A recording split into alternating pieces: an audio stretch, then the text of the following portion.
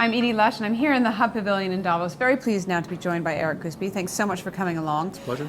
You are U.S. Ambassador, Global Coordinator for HIV, for AIDS. Tell me a little bit about why you're here.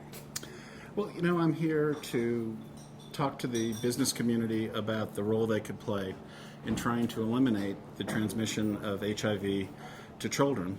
We're at a point in our response that's now 30 years old, where we have figured out medically how to treat people with HIV who are HIV and pregnant and prevent the transmission to the baby. We're here to get the business community interested in helping us support and strengthen the systems to make that happen. And you've got a pretty ambitious goal. You're trying to get rid of this by 2015. So how are you going to do that? Well, we have we have 390,000 children who are born annually who are HIV positive on the whole planet. We have relegated most of those pediatric cases to 22 different countries. All of them are in sub-Saharan Africa.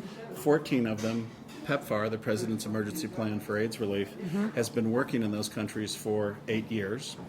We have robust, mature medical delivery systems that know how to put people on antiretroviral drugs. And we are now turning the volume up on an effort that really has been 7 years old in completing the ability to identify, test, and enter that woman in a continuum of services that results in her getting safely on antiretrovirals to prevent the transmission.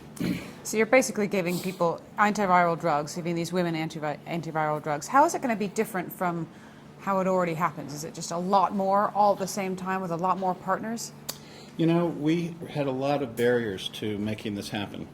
We were dealing in countries that did not have appointments, did not have medical records. The prenatal activity was done usually informally. Most of the deliveries occur in the home, and had to transform that to identify the HIV positive pregnant woman early enough to put her on antiretrovirals to benefit transmission, to stop transmission. And that's orchestration of connecting a lot of medical delivery systems or creating new medical delivery systems that did not exist before to make it happen. So it's been quite an orchestration. In the United States, in Western Europe, it took about 15 years after we knew how to do it to get it in place. So even when there's a lot of medical infrastructure, this is a hard one to get. I wonder if there's been a lot of discussion here in Hub Culture about social media, about the digital revolution. I'm imagining that this has something to do with why you're able to do this. Is that right? We're excited about partnering with the kind of social systems that are present in Facebook and taking our new tools in social media and allowing us to use cell phones to keep people in care, to tell them when their appointments are, to tell them when to take their medication, and if they don't come back, to get them back into care.